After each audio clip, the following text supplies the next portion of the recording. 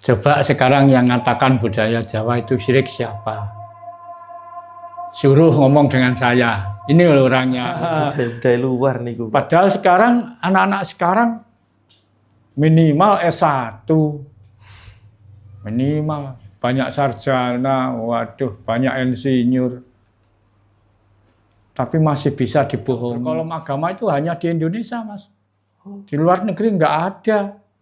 Kalau nggak percaya, coba buktikan sendiri. Hanya Indonesia. KTP ada kolom agama ini. Sebetulnya agama ini urusan ketuhanan, nggak usah dicantumkan KTP. Nah, ini bisa menjadi alat politik.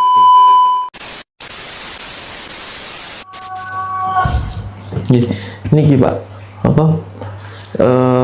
kebanyakan kan sekarang budaya-budaya Jawa tersingkirkan dengan budaya luar, semacam budaya Arab Pak, misal.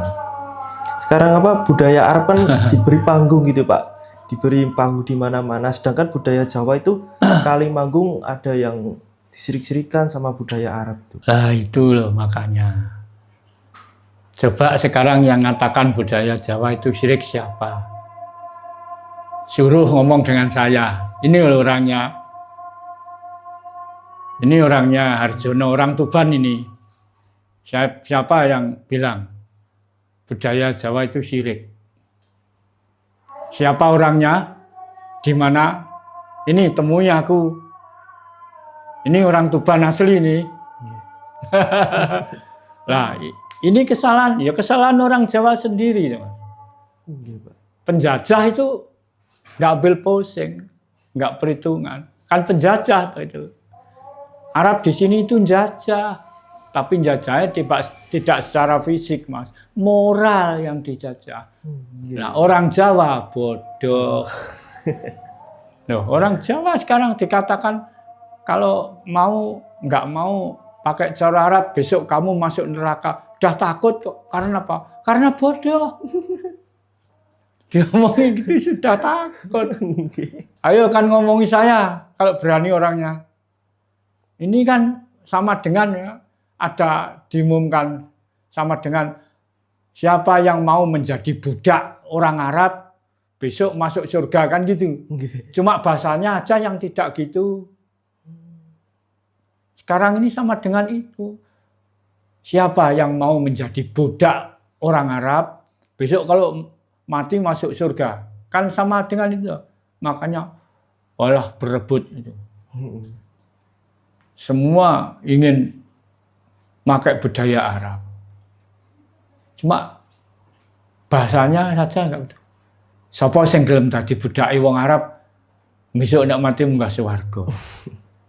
Mok bahasane tok sing ora ngono. Tapi intine ning kono iku Mas, mulane berbondong-bondong. Berbondong-bondong merebut apa ini supaya bisa dapat target setor upeti di Arab, bayar upeti loh. Kita hidup di negeri sendiri kok disuruh bayar orang Arab, ngingoni wong Arab. Coba sekarang setahun berapa T? Setahun itu berapa T? Kekayaan Indonesia yang masuk di Arab. Hitung itu.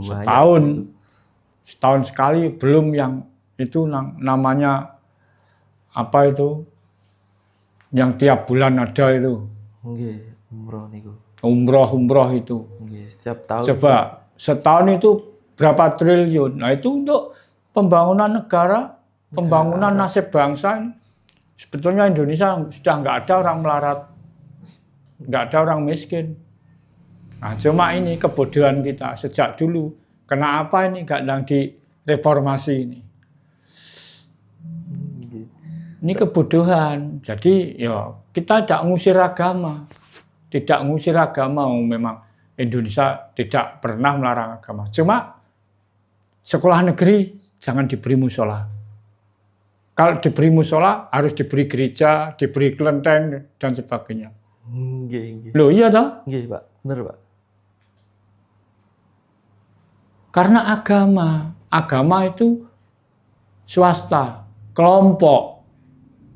Nggih, kelompok. Kalau kita bicara negara, bangsa, ya semua kita punya hak yang sama kok.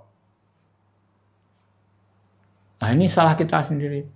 Sekarang yang mengembangkan budaya Arab itu orang Jawa sendiri karena bodoh. Ayo, mana orang Jawa yang katanya tadi sudah tahu budaya Jawa, sudah mengetahui? Mana buktinya? Jangan ngomong tok. Dia masih terjebak dengan budaya-budaya luar. Ini gitu, masih terpaku. Dan dibilang kamu kalau nggak mau pakai cara Arab besok masuk neraka itu udah takut kok. Nah, ini hasilnya orang bodoh. Ini yang salah siapa? Ya orang tua-tua dulu. Termasuk pemerintah yang dulu. Nah, salah itu ya salah. Salah itu tidak pandang bulu, siapa saja, di mana saja, kapan saja salah ya salah.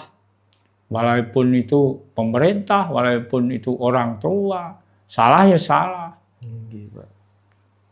Kita berbangsa, bernegara ini ada aturannya.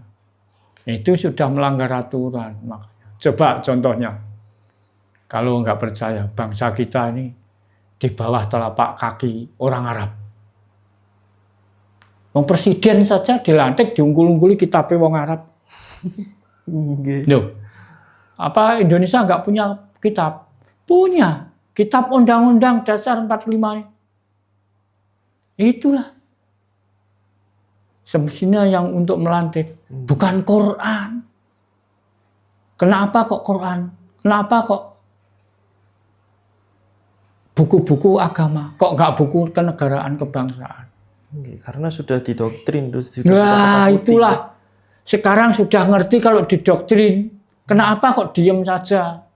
Sekarang ini tanggung jawab anak-anak kita. Seperti sampean ini. Itu sudah dicantumkan tanggal berapa? 28 apa? Hari Sumpah Pemuda. 28 Oktober. Berbahasa satu, berbahasa Indonesia, berbangsa satu, bangsa Indonesia. Kenapa yang diterapkan, yang dikembangkan kok budaya Arab, bukan budaya Indonesia? Ayo, ini ada kewajiban, pekerjaan berat bagi generasi muda. Jadi nasib bangsa dan negeri ini, besok ini, hari besok ini, di tangan, di pundak para pemuda-pemudi sekarang. Makanya harus tahu, ngerti. Nah, jadi pemuda itu besar tanggung jawabnya pada negara dan bangsa ini. Nah, sekarang masih ada orang tua yang semangat, mosok generasi mudanya nggak ada yang semangat. Jadi ku terpengaruh dengan budaya luar nih. Padahal sekarang anak-anak sekarang minimal S1, minimal banyak sarjana, waduh banyak insinyur, tapi masih bisa dibohongi orang asing, masih mudah dibohongi orang asing, coba ya, gitu loh. Ayo. Misalnya yang Jawa ya jangan tinggalkan Jawanya, yang Sumatera, Padang, yang Padang, yang Sulawesi, Riau. Pokoknya jangan tinggalkan budaya daerah. Itu kekayaan kita. Yang di Kalimantan, yang di Ambon, Maluku sana. Jangan tinggalkan, itu milik kita, kekayaan kita. Kok semua mau diringkes di bawah telapak kaki orang Arab, ini gimana ini? Makanya Jawa ini diserang terus. Kenapa yang ada sunan-sunan wali-wali hanya di Jawa? Kenapa nggak ada Sumatera kok nggak ada? Oh iya ya. Kalimantan nggak ada. Sulawesi, Papua, Bali, Lombok, Sumbawa, Sumba, Alor, nggak ada di luar Jawa. Wali dan sunan. Kenapa yang harus ditargetkan itu harus Pulau Jawa, bukan pulau di luar Jawa? Makanya itu, Jawa itu induk Indonesia, induk Nusantara. Kalau induknya diserang sudah kena kan semuanya akan katut. mudah itu. Makanya kita sebagai bangsa Indonesia lebih-lebih orang Jawa. Jangan mau dibohongi orang Arab. Terutama anak-anak seperti kamu, generasi muda, putra-putri. Indonesia itu putra dan putri sama, punya hak dan kewajiban yang sama. Bukan kewajibannya anak laki aja. Laki perempuan kita sama. Indonesia itu enggak ada perbedaan. Sama-sama yang beda Jawa. Hanya jenisnya saja. Jadi hak dan kewajiban kita sama. Lanjut nggih, Pak. Sebagai seorang penghayat sejati, apa makna dari ngehayati, Pak? Apakah itu hanya sebatas keyakinan atau lebih kepada cara hidup dan menyatu dengan rasa semesta? Benar. Jadi orang penghayat itu bukan untuk kegiatan belaka. Tadi harus menjiwai dan menghayati. Makanya dikatakan penghayat itu pelaku, Mas. Pelaku. Hayat itu laku. Hayat itu laku. Penghayat pelaku, ya, Pak. Pelaku. Jadi kita sebagai bangsa pribumi, kita harus melakukan apa milik kita, hak kita. Sekarang sudah agak banyak, namun belum kelihatan. Yang di mana saja penghayat Indonesia sekarang ini sudah ada 190 lebih penghayat di Indonesia. Se-Indonesia. Makanya sekarang sudah wadahnya itu sekarang sudah diberi nama MLKI, Lembaga Luhur Kepercayaan Indonesia. Itu baru saja berdiri atau sudah lama? Oh, sudah lama ini. Sudah lama nih. Ya. Jadi LMKI kita sudah berlembaga sudah sejak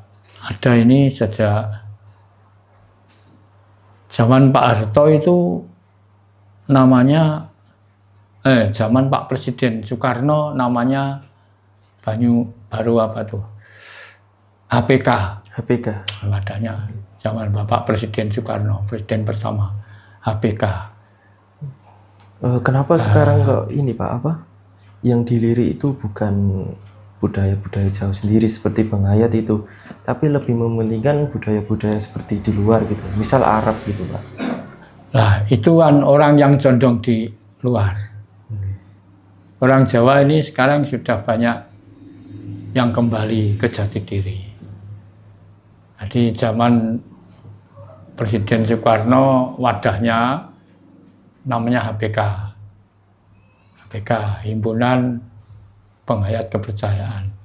Terus zaman Presiden Soeharto dibesarkan lagi, diganti nama BKUK.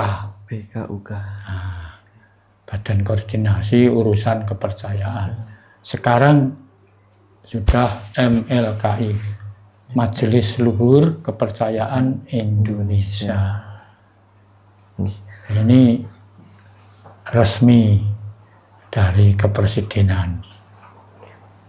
Kalau nggak salah ini mulai zaman SBY. Ya, Presiden SBY sudah ada. Namun pemerintah sampai sekarang ini belum berani ngomong jelas-jelasan seperti di TV sekarang media banyak toh. Itu aja kalau mau mengembalikan jiwa kebangsaan, kepribadian bangsa, ajarannya yaitu pokoknya agama tidak boleh dinegerikan. Ya swasta ya tetap diakui. Jadi gak ada agama yang negeri. Kalau misalnya agama yang negeri, masa Islam toh. Wong Indonesia itu gak agama 6. Ada banyak. Ya toh? Coba sekarang contohnya aja. pemerintah belum bisa melayani masyarakat dengan adil. Tentang apa? Tentang pelayanan akte nikah. Nah, itu kesalahan. Kesalahan pemerintah ini, bukan kesalahan masyarakat. Coba pemerintah memberi itu. Pemerintah melayani tentang pernikahan, akte nikah. Itu jangan dikuasakan agama. Itu salah. Makanya agama itu pendatang. Diberi tempat, diberi kekuasaan. Coba. Padahal KTP yang berkolom agama itu hanya di Indonesia, Mas.